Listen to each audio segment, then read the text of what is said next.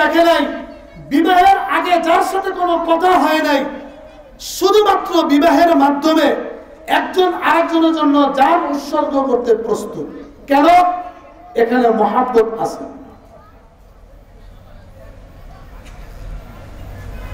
তো মহাব্বত, আমরা দুনিয়াতে যত ধরনের মহাব্বত দেখি, মহাব্বত প্রাথমিকভাবে দুই প্রকার।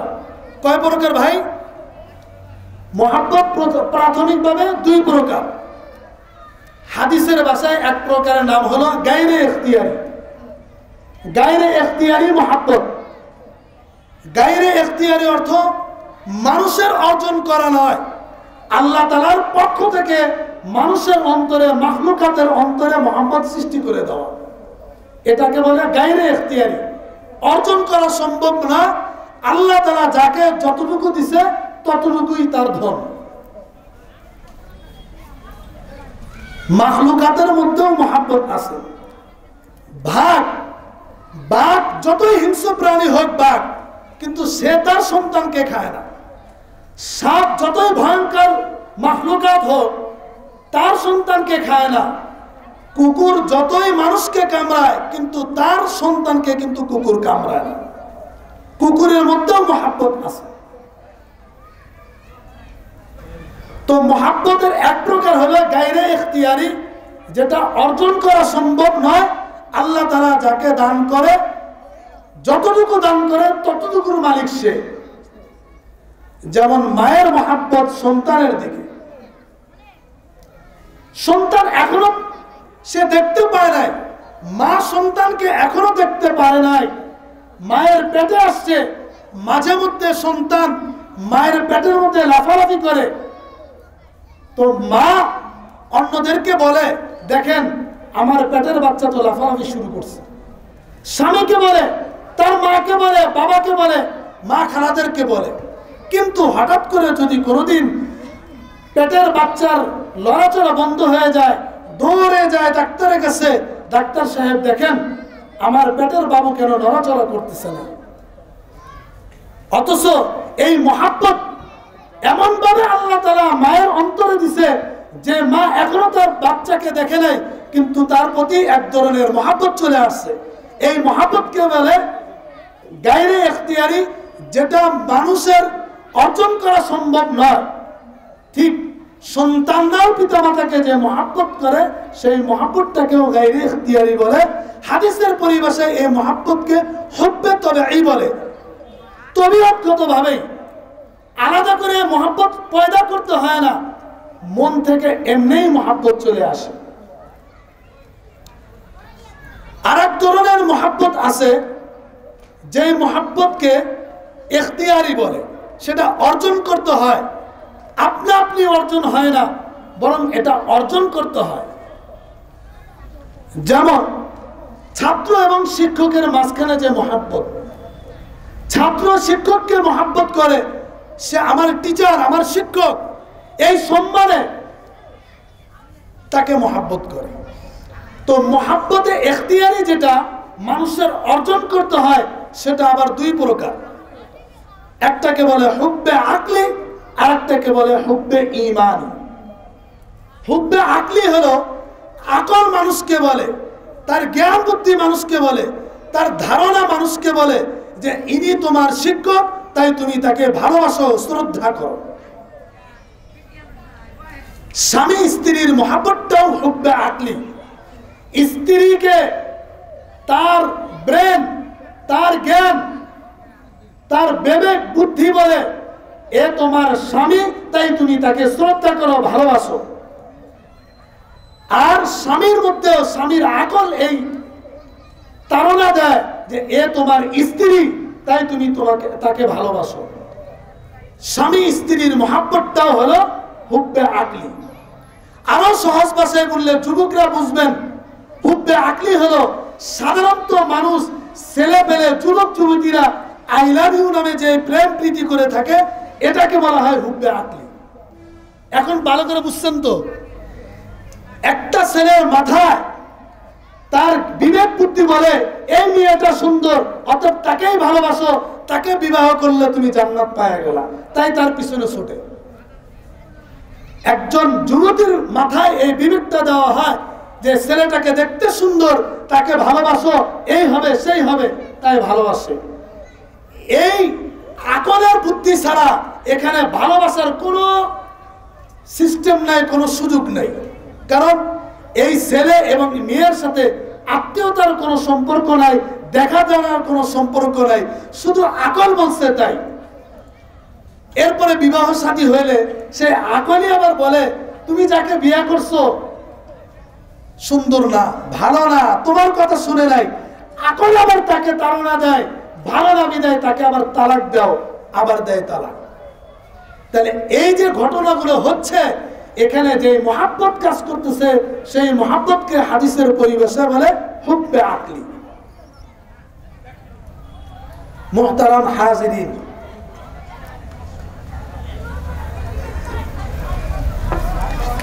এই দুই প্রকার ছাড়া এক ধরনের মহাব্বত আছে, যেই মহাব্বতকে বলে হুব্বে ইমানি। সেটা মানুষের অন্তরে পয়দা হতে পারে। দুনিয়ার যত ভালোবাসা, দুনিয়ার যত ধরনের মহাব্বত আছে, সমস্ত মহাব্বতকে পায়ের নিচে ফেলে দিয়ে একমাত্র আল্লাহ এবং আল্লাহর রাসূলকে ভালোবাসা, যেটাকে বলা হয় হুব্বে ইমানি। এই হুব্বে ইমানি ব্যতীত আর যত ধরনের ভালোবাসা আছে, সেই ভালোবাসাটা শুধুমাত্র দুনিয়াতে চলবে, কিয়ামতের ময়দানে হুব্বে আকলির কোনো দাম নাই, হুব্বে তাবেঈর কোনো দাম নাই। একমাত্র দাম আছে হুব্বে ইমানি, আল্লাহ এবং আল্লাহর রাসূলকে ভালোবাসা।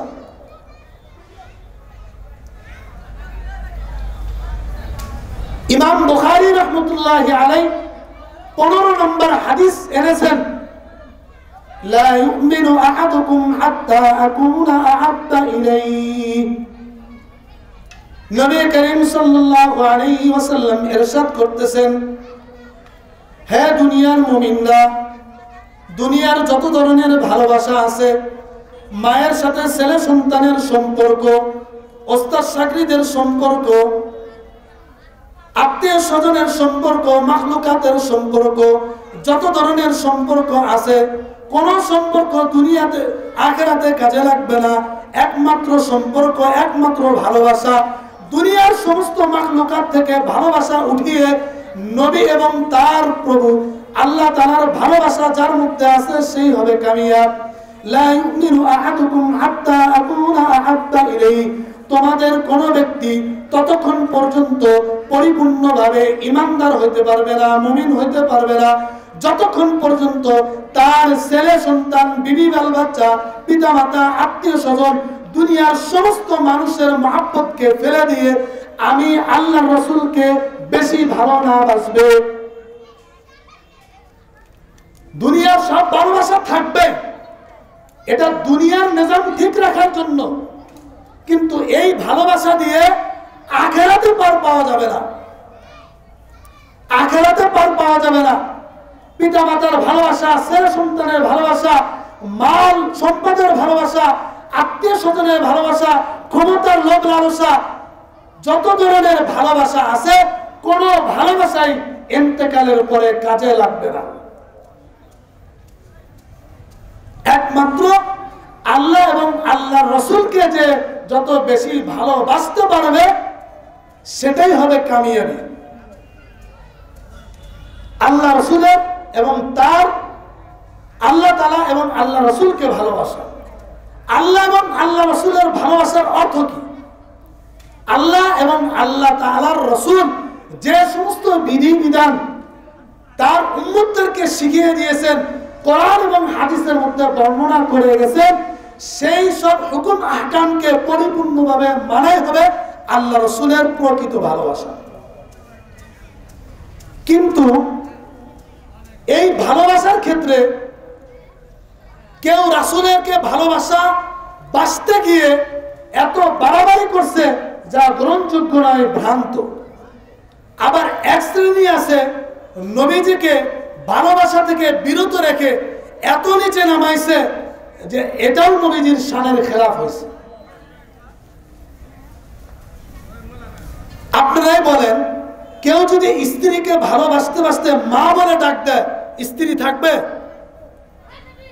বলেন, কেউ যদি স্ত্রীকে ভালোবাসতে বাসতে মা বলে ডেকে ফেলে যে আমার মা যেরকম আমি ভালোবাসি তাকে, মা যেমন তুমিও তেমন, তার স্ত্রী থাকবে এটা? আবার কেউ তার মাকে ভালোবাসতে বাসতে স্ত্রীর মানজিলায় নিয়ে গেল, এটা কি ঠিক হবে? কেউ নবীজিকে ভালোবাসতে বাসতে আল্লাহ তাআলার চেয়ারে বসায় দিছে, আবার এক শ্রেণীর লোক আছে নবীজির মান সম্মান কমাইতে কমাইতে আম পাবলিকের থেকে নিচে নামাই দিছে। এই দুই ধরনের ভালোবাসা দুটোটাই গোমরাহি, দুটোটাই ভ্রান্ত।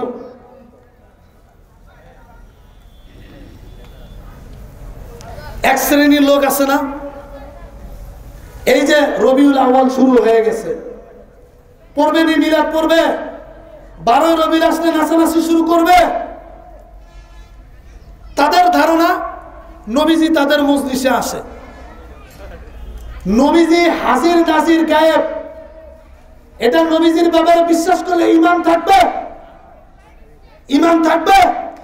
কেউ যদি এই আকীদা পোষণ করে নবীজি হাজির জানেন, তিনি গায়েব জানেন, তিনি আমাদের মজলিসে উপস্থিত হতে পারেন, তার ঈমান ওই মুহূর্তে চলে যাবে, ওই মুহূর্তে ঈমান চলে যাবে। তারা কি করলো? নবীকে আল্লাহ তাআলা চেয়ারে বসায় দিল। আল্লাহ তাআলা যেমন হাজির গায়েব দুনিয়ার সমস্ত কিছু আগে পরে সব সময় জানেন, নবীজিকেও ধরে নিয়ে আল্লাহ তাআলা চেয়ারে বসায় দিয়ে বলতেছে নবীজি আমাদের মিলাদ মাহফিলে আসেন। গোমরাহ, নিঃসন্দেহে গোমরাহ। আহলে সুন্নাত ওয়াল জামাতের আকীদা নবী করিম সাল্লাল্লাহু আলাইহি ওয়াসাল্লাম সহ পৃথিবীর যত মাখলুকাত আছে আল্লাহ তাআলা ব্যতীত কেউ গায়েব জানে না, কেউ হাজিরও না নাজিরও না। ঠিক আরেক শ্রেণীর লোক নবীজিকে আরো নামায় দিছে। অনেকে নবীদের ভুল ধরতেছে, নবী আম্বিয়া আলাইহিস সালামদেরকে মাসুম মানতেছে না, সাহাবায়ে কেরামকে সত্যের মাপকাঠি মানে না। এই দলটাও গোমরাহ নিঃসন্দেহে। নবীজি নিজে হাদিসে বলে গেছেন, আনা আউয়ালু মান তানশাক্কুল আরদ ইয়াউমাল কিয়ামা, আমি হলো প্রথম ব্যক্তি কিয়ামতের ময়দানে জমিন থেকে সর্বপ্রথম যাকে উত্তোলন করা হবে। নবীজি এখন কবরে শায়িত, যদি প্রত্যেকদিন মিলাদ মাহফিলে আসে এই হাদিসের সাথে নবীজির এই কথা মিলবে না, হয়তো নবীজিকে মিথ্যুক মানতে হবে, না হলে আমাদেরটাকে মিথ্যুক মানতে হবে। এটা কোশ্চেন কালে সম্ভব না। সাইয়্যিদুল আম্বিয়া হযরত মুহাম্মদুর রাসূলুল্লাহ সাল্লাল্লাহু আলাইহি ওয়াসাল্লাম মিথ্যা বলবেন? রেফারেন্স লাগলে আমি দিব। আনা আউয়ালু মান তানশাক্কুল আরদ ইয়াউমাল কিয়ামা, হাদিসের ইবারত বলা হলো আমি হলো প্রথম ব্যক্তি কিয়ামতের ময়দানে যাকে সর্বপ্রথম উঠানো হবে। নবীজি মদিনা থেকে আসবেন মিলাদ মাহফিলে। আবার একদল আছে যারা নবী করিম সাল্লাল্লাহু আলাইহি সাল্লামের মান সম্মান কমাই দিয়া এরকম হয়েছে, তারা নবীদের ভুল ধরে, সাহাবায়ে কেরামের ভুল ধরে। এত সোজা নবীদের ভুল ধরা? নবী এমনি হওয়া যায়? ইলেকশন করেও নবী হওয়া যায় না, ইলেকশন করে নবী হওয়া যায় না। আল্লাহ তাআলা যাদের মধ্যে নবুয়তের জিম্মাদারি পালন করার যোগ্যতা দেখছেন, আল্লাহ তাআলা তাদেরকে নবী বানাইছেন। নবীরা মাসুম, নবীরা মাসুম। এর উল্টা আকীদা পেশ করবে যারা, তারাই ভ্রান্ত, ঈমান চলে যাবে। একদল আছে তারা নবীদের ভুল ধরে, সাহাবায়ে কেরামের ভুল ধরে তারা গোমরাহ বেদাত। ইমাম বুখারী রাহমাতুল্লাহি আলাইহি 1780 নম্বর হাদিস, মুসলিম শরীফের হাদিস, সুনানে তিরমিজির হাদিস, আবু দাউদ শরীফের হাদিস, নবীজি সাল্লাল্লাহু আলাইহি ওয়াসাল্লাম স্পষ্ট বলছেন, মান আহদাসা হাদাসান আও আওয়া মুহদিসান। এবারও ভালো করে বুঝেন, ইমাম বুখারী হাদিস আনছেন, আর কোনো কথা নাই। যেখানে বুখারীতে পাওয়া যায়, যে হাদিস মুসলিমে পাওয়া যায়, যে হাদিস আবু দাউদে পাওয়া যাচ্ছে, যে হাদিস সুনানে তিরমিজি সহ অসংখ্য হাদিসের কিতাবে আছে, সেই হাদিস অস্বীকার করার কোনো সুযোগ নাই, ব্যাখ্যার কোনো দরকার নাই। নবীজি ব্যাখ্যার প্রয়োজন নাই, তাই নবীজি সরাসরি বলছেন মান আহদাসা হাদাসা, যে ব্যক্তি বেদাত আবিষ্কার করবে, নতুন কিছু আবিষ্কার করবে, অথবা যে ব্যক্তি কোন বেদাতিকে আশ্রয় দিবে, তাদেরকে সাহায্য করবে, তাদেরকে নিজেদের ছায়াতলে রাখবে, ফাআলাইহি লা'নাতুল্লাহি ওয়াল মালাইকাতি ওয়ান নাসি আজমাইন। ফাআলাইহি লা'নাতুল্লাহি, ওই ব্যক্তির উপর, ওই বেদাতির উপর যে বেদাত আবিষ্কার করছে, ওই ব্যক্তির উপর যে কোনো বেদাতকে জায়গা দেয়, ওই ব্যক্তির উপর যে কোনো বেদাতিকে স্থান দেয়, আশ্রয় দেয়, এই দুই পদের লোকের উপর ফাআলাইহি লা'নাতুল্লাহ, আল্লাহ তাআলার পক্ষ থেকে লানত, ওয়াল মালায়েকা, সমস্ত ফেরেশতাদের পক্ষ থেকে লানত, ওয়ান নাসি আজমাইন, সমস্ত লোকদের পক্ষ থেকে লানত। শুধু তাই না, এরপরে নবীজি বলেন লা ইয়াকবালুল্লাহু মিনহু সারফান ওয়ালা আদলা, এই দুই ধরনের লোকের সরফ এবং আদ, এই দুই জাতীয় আমল কবুল করা হবে না। বুখারী শরীফের বিশ্ববিখ্যাত শরহ উমদাতুল কারি, শরহ কুস্তুল্লানি, শরহুস সারি, মুসলিম শরীফের শরহ মিন্নাতুল মুনঈম সহ অসংখ্য প্রসিদ্ধ গ্রহণযোগ্য ব্যাখ্যা গ্রন্থে লিখেছেন সরফের দুই মানা, দুইটা অর্থ, আদলারের দুই অর্থ। সরফের একটা অর্থ হলো সমস্ত ফরজ নামাজ, তাহলে হাদিসের অর্থ হলো ওই দুই ব্যক্তির কোন নামাজ, কোন ফরজ নামাজ কবুল হবে না। আদলারের এক অর্থ হলো সমস্ত নফল নামাজ। তাহলে এক ব্যাখ্যা ধরলে এই বেদাতি ব্যক্তি এবং বেদাতিকে যে আশ্রয় দিবে, এই দুই ধরনের লোকের ফরজ এবং কোন নফল নামাজ কবুল হবে না। এখন বুঝেন, বেদাত আবিষ্কার করেন, মিলাদ পড়েন, দাঁড়ায়া মিলাদ পড়েন, কিয়াম করেন, জশ্নে জুলুস করেন, আরো যত বেদাত করেন, ফরজ নামাজও কবুল হবে না, নফল নামাজও কবুল হবে না। দ্বিতীয় একটা ব্যাখ্যা করছেন, সরফের অর্থ নিছেন তওবা, আর আদলের অর্থ নিছে ফিদিয়া, অর্থাৎ ওই দুই ব্যক্তির কোন তওবা কবুল হবে না এবং তারা জীবনের যত ধন সম্পত্তি আছে সবগুলা যদি ফিদিয়া হিসেবে দেয়, তারপরে তাদের নাজাতের কোনো সিস্টেম নেই। মুহতারাম হাজিরিন, মহাব্বত তো করবেন, কিন্তু মহাব্বত করতে করতে যদি তার সীমা পার হয়ে যায়, সেটা আর মহাব্বত থাকে না, সেটা ভ্রান্ত হয়ে যায়। অতি ভক্ত চোরের লক্ষণ, এই প্রবাদ বাক্য আছে কিনা? অতি ভক্ত চোরের লক্ষণ। যারা নবীজিকে নূরের তৈরি মনে করতেছে, ভক্ত দেখায় দাঁড়ায় কিয়াম করতেছে, তারা হলো অতি ভক্ত চোরের লক্ষণ। ভক্তি করতে করতে নবীজিকে আল্লাহ তাআলা চেয়ারে স্থান দিতেছে, আর এক গ্রুপ নবীজিকে, আম্বিয়া আলাইহিস সালামদেরকে দোষ ধরতে ধরতে তারা নবীজিকে পাবলিকের মতো মনে করতেছে। এই দুইটার কোনো দিকটাই সহি না। যে এই দুই পথে পাড়া দিবে তারাই গোমরার মধ্যে পড়ে যাবে। মুহতারাম হাজিরিন, সময় শেষের দিকে নবীজিকে ভালোবাসতে হবে কিভাবে? সাহাবায়ে কেরামের ঘটনা থেকে শিখতে হবে। আল্লাহকে কিভাবে ভালোবাসতে হবে, এটা আম্বিয়া আলাইহিস সালামের জীবনী থেকে শিখতে হবে। সর্বশেষ ঘটনা বলে শেষ করে দিব। নবীজির মহব্বত কাকে বলে একটু খেয়াল করে শুনেন। নতুন গাছ লাগাইলে প্রত্যেকদিন এক বদনা করে পানি দিতে হয় সকালে এবং বিকালে। ছোট্ট গাছের জন্য কি এক বদনা সকালে আর বিকেলে এক বদনা পানি এত দরকার আছে? গোড়া বীজের তো এক কাপ পানি জরুরি, যথেষ্ট। কিন্তু পানি দেওয়া হয় কেন? কোন বদনার পানি কখন কাজে লাগবে, যার কারণে গাছটা তরুতাজা হয়ে যাবে। ওলামায়ে কেরাম অনেক বয়ান করবেন কোরআনের হাদিস থেকে। আল্লাহ তাআলা কার কোন কথার মাধ্যমে কার জীবন পরিবর্তন করে দিবেন তিনি ভালো জানেন। এই জন্য আমাদেরকে সব কথা দিল দিয়ে আমলের নিয়তে শুনতে হবে। মুহতারাম হাজিরিন, আসল হুব্বে ইমানি কাকে বলে, নবীর ভালোবাসা কাকে বলে, আশিকে নবী কাকে বলে, হুব্বে রাসূল কাকে বলে, এটা নবীজির তরবিয়ত ইয়াফতা লক্ষাধিক সাহাবায়ে কেরামের জীবনে থেকে শুনতে হবে। মুহতারাম হাজিরিন, উসদুল গাবা কিতাবের মধ্যে ঘটনা লেখছে, আল মুআজামুল আওসাতের মধ্যে হাদিস আনা হয়েছে। নবী করিম সাল্লাল্লাহু আলাইহি ওয়াসাল্লাম হিজরত করে মদিনা যান। ওয়ালাম্মা কাদিমা রাসূলুল্লাহ সাল্লাল্লাহু আলাইহি ওয়াসাল্লাম ইলাল মাদিনা ফালাকিয়াহু তালহা ওয়া হুয়া ইয়ালসাকু বিরাসূলিল্লাহ সাল্লাল্লাহু আলাইহি ওয়াসাল্লাম فقال يا رسول الله مرني بما شئت لا أوصيك عمرا।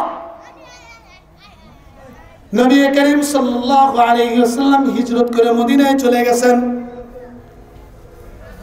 মক্কায় যখন দাওয়াতের আমল চালু হলো না, নবী করিম সাল্লাল্লাহু আলাইহি ওয়াসাল্লাম মদিনায় হিজরত করেন। খেয়াল করে শুনেন সবাই, হিজরত করে নবীজি চলে গেলেন মদিনায়। অসংখ্য সাহাবায়ে কেরাম মদিনায় লোকজন ইসলাম গ্রহণ করতেছে। হযরত তালহা নামে এক সাহাবী আছে যার পিতার নাম হলো বাররা। হযরত তালহা রাদিয়াল্লাহু আনহু মুসলমান, তার পিতাও মুসলমান।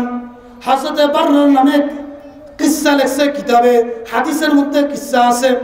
হযরত তালহা রাদিয়াল্লাহু আনহু এবং তার পিতা হযরত বাররা রাদিয়াল্লাহু আনহু উভয়জনকে নবীজি খুব মহব্বত করতেন। হিজরত করে যাওয়ার পরে হযরত তালহা রাদিয়াল্লাহু আনহু নবী করিম সাল্লাল্লাহু আলাইহি ওয়াসাল্লামকে পা জড়িয়ে ধরছেন। কিভাবে পা জড়িয়ে ধরছেন? বাপ যখন বাহির থেকে বাড়িতে যায় তখন ছোট্ট সন্তান বাবাকে দেখে লাফ দিয়ে জড়ায় ধরে কিনা? ইউলসিকু বিরাসূলিল্লাহি সাল্লাল্লাহু আলাইহি ওয়াসাল্লাম হযরত তালহা রাদিয়াল্লাহু আনহু নবী করিম সাল্লাল্লাহু আলাইহি ওয়াসাল্লামকে জড়ায় ধরছেন। হযরত তালহা রাদিয়াল্লাহু আনহু নবীজিকে জড়ায় ধরছেন। জড়ায় ধরে বলতেছে, ইয়া রাসূলুল্লাহ, আয় আল্লাহর রাসূল হাবিব, আপনি আমাকে এমন কিছু বিষয়ে আমাকে উপদেশ দান করেন, আমি সেই উপদেশগুলো মানব, কখনোই তার অবাধ্যতা করব না, অমান্য করব না। মুহতারাম হাজিরিন, মনের দিল দিয়া মনের কান দিয়ে একটু শুনবেন। হযরত তালহা রাদিয়াল্লাহু আনহু নবীকে কি পরিমাণ ভালোবাসতেন, সাহাবায়ে কেরাম নবীজিকে কি পরিমাণ ভালোবাসতেন, আমাদের কি পরিমাণ ভালোবাসা দরকার। হযরত তালহা রাদিয়াল্লাহু আনহু এর কথা শুনে নবীজি তাকে পরীক্ষামূলক বললেন, এই তালহা, তুমি কি আমাকে ভালোবাসো? আমার সব কথা কি তুমি শুনবা? হযরত তালহা বললেন, আপনি যা বলবেন তাই আমি শুনবো। হযরত তালহা রাদিয়াল্লাহু আনহু নবীজিকে বললেন, কিছু আমাকে বলেন। নবী করিম সাল্লাল্লাহু আলাইহি ওয়াসাল্লাম বললেন, হে আবু তালহা, হে তালহা রাদিয়াল্লাহ, যদি তুমি আমি মুহাম্মদকে ভালোবাসো, আমি তোমাকে হুকুম দিচ্ছি, তুমি তোমার পিতাকে কতল করো। ছেলেকে অর্ডার করা হলো পিতাকে হত্যা করার জন্য। চিন্তা করেন, আমি আর আপনি হলে কখনোই মানতাম না। হুজুর বললেই কি আমি আমার বাপকে মেরে ফেলবো? তখন হযরত তালহা রাদিয়াল্লাহু আনহু তিনি উঠে গেলেন, তার পিতার পিছনে হত্যা করার জন্য দৌড়ে গেলেন। হযরত তালহা রাদিয়াল্লাহু আনহু এর দৌড় দেখে নবী করিম সাল্লাল্লাহু আলাইহি ওয়াসাল্লাম বলেন, এই তালহা, থেমে যা, থেমে যা, তুই যে আমাকে ভালোবাসিস এটা আমি বুঝে ফেলছি, থেমে যা। হযরত তালহা রাদিয়াল্লাহু আনহু থেমে গেলেন। নবী করিম সাল্লাল্লাহু আলাইহি ওয়াসাল্লাম বললেন, তোর পিতাকে হত্যা করতে হবে না, তুই যে আমাকে ভালোবাসিস এটা আমি প্রমাণ পেয়ে গেলাম। চিন্তা করেন মুহতারাম হাজিরিন, সাহাবায়ে কেরাম কি পরিমাণ হুজুর সাল্লাল্লাহু আলাইহি ওয়াসাল্লামের কথা শুনতেন। এই তালহা রাদিয়াল্লাহু আনহু ইন্তেকালের আগে নবী করিম সাল্লাল্লাহু আলাইহি ওয়াসাল্লাম তার বাসায় আসছেন। তালহা রাদিয়াল্লাহু অসুস্থ। হযরত তালহা রাদিয়াল্লাহু আনহু অসুস্থ, নবী করিম সাল্লাল্লাহু আলাইহি ওয়াসাল্লাম তাকে দেখার জন্য আসছে। তালহা রাদিয়াল্লাহু আনহুকে দেখে তার পরিবারকে নবীজি বলে গেলেন, আর মনে হয় তালহা বেশি দিন বাঁচবে না, তাই তালহার ইন্তেকাল হলে আমি মুহাম্মদকে খবর দিবা, আমি তার জানাজা পড়ব, আমি তার দাফন করব। মুহতারাম হাজিরিন, কথা বলেন না, একটু খেয়াল করেন। হযরত তালহা রাদিয়াল্লাহু আনহু ইন্তেকালের পূর্বে তিনি তার বাবাকে বললেন, হে আব্বা, আমি আপনাকে ওসিয়ত করতেছি, আমি যদি দিনের বেলা মারা যাই আপনি আমার নবী মুহাম্মদকে জানাবেন, আর যদি রাত্রের বেলা মারা যাই আপনি আমার নবীকে জানাবেন না। কেন কেন জানাবো না কেন? নবীজি তো বলছে জানাইতে, বলছেন আমি যদি রাত্রে মারা যাই, নবী যদি আমার জানাজায় আসেন, আমাকে দাফন করার জন্য আসেন, তাহলে হতে পারে ইহুদিরা নবী করিম সাল্লাল্লাহু আলাইহি ওয়াসাল্লামকে চক্রান্ত করে ইন্তেকাল করে দিবে, হত্যা করে দিবে। আমি চাই না আমার মতো তালহার জানাজার জন্য আমার প্রিয় নবীজির ইন্তেকাল হোক। চিন্তা করছেন আশিক আর মাশুকের কিচ্ছা? একজন বলতেছে, নবী বলতেছে তার জানাজা আমাকে খবর দিবা, আর আশিক বলতেছে আমার জানাজা যদি রাত্রে হয় আমার নবীকে দাওয়াত দিবা না, ডাক দিবা না, কারণ আমার জানাজা পড়ার জন্য আসলে হতে পারে নবীজিকে ইহুদিরা মেরে ফেলবে। হযরত তালহা রাদিয়াল্লাহু আনহু এর ইন্তেকাল রাত্রে হয়েছে। ছেলের ওসিয়ত মানতে গেলে নবীজিকে খবর দেওয়া যাবে না, নবীজির ওসিয়তকে মানতে গেলে নবীজিকে খবর দিতে হবে। বাপে পড়ে গেছে পেছে, বাপেও যেহেতু রাসূলুল্লাহ সাল্লাল্লাহু আলাইহি ওয়াসাল্লামকে মহব্বত করতেন, তাই তিনিও দেখলেন যদি নবীজিকে খবর দেওয়া যায় আর তিনি যদি রাত্রে আসেন হতে পারে তো ইহুদিরা মেরে ফেলবে, তাই তিনি তাকে ডাকলেন না, নবীজিকে সংবাদ দিলেন না। তালহা রাদিয়াল্লাহু আনহু দাফন হয়ে গেল। পরের দিন সকালে যায় তালহা রাদিয়াল্লাহু আনহু এর পিতা হযরত বাররা রাদিয়াল্লাহু আনহু নবীজিকে বললেন তালহাকে তো দাফন করে দেওয়া হয়েছে। নবীজি কেঁদে ফেললেন। নবীজি বললেন কেন তোমরা আমাকে জানাও নাই? তখন তালহা রাদিয়াল্লাহু আনহু এর আব্বা হযরত বাররা রাদিয়াল্লাহু বললেন হে আল্লাহর রাসূল, ছেলে আমাকে ওসিয়ত করছে যেন আপনাকে না জানাই। কেন? আপনাকে হয়তোবা ইহুদিরা মেরে ফেলবে, এই মহব্বতে সে আপনাকে জানাইতে মানা করছে। হযরত রাসূল করিম সাল্লাল্লাহু আলাইহি ওয়াসাল্লাম বললেন তালহার কবরে আমাকে নিয়ে যাও। নবী করিম সাল্লাল্লাহু আলাইহি ওয়াসাল্লাম হযরত তালহা রাদিয়াল্লাহু আনহু এর কবরে গেলেন, যায় কবর জিয়ারত করলেন, হাত উঠাইলেন, হাত উঠায় দোয়া করলেন আল্লাহুম্মা আলকি ইয়াজহাকুকা আল্লাহ। আল্লাহ নবী দোয়া করলেন হে আল্লাহ, তালহা আমাকে খুব ভালোবাসতো, আপনি একটু তালহার দিকে হাসি মুখে একটু তাকান, যেন তালহাও আপনার দিকে হাসি মুখে তাকাইতে পারে। মুহতারাম হাজিরিন, ঘটনা শেষ। এখান থেকে আমাদের শিক্ষণীয় বিষয় হলো মহব্বত যদি করি সাহাবায়ে কেরামের মতো মহব্বত করতে হবে। নিজের জানাজার জন্য যদি নবীজির প্রাণ যেতে পারে এই জন্য নবীকে দাওয়াত দিতে নিষেধ করছেন, জানাইতে নিষেধ করছেন। কিন্তু আমরা আজকে নবীজিকে মহব্বত করে গায়েব বলি, হাজারে নাজারে বিশ্বাস করি। নবীর মহব্বত আছে মনে মনে, কিন্তু চেহারার মধ্যে নবীজির দাড়ি নাই। নবীর মহব্বত আছে, নামাজ নাই, যাকাত নাই, হজ নাই, পর্দা নাই, কোনো ধরনের কিছু নাই, কিন্তু মনে মনে খালি বলি নবীজির মহব্বত। আর 12 রবিউল আসলে, রবিউল আউয়াল মাস আসলে শুধু মিলাদ আর জেলাবি খাওয়ার ব্যস্ত হয়ে যায়। মুহতারাম হাজিরিন, আল্লাহ তাআলা আমাদেরকে নবী করিম সাল্লাল্লাহু আলাইহি ওয়াসাল্লামের খাঁটি সাচ্চা আশিক হওয়ার তৌফিক দান করেন। ওয়া আখিরু দাওয়ানা আনিল হামদুলিল্লাহি রাব্বিল আলামিন। মাশাআল্লাহ, জাযাকাল্লাহ, হাইয়াকাল্লাহ। হযরত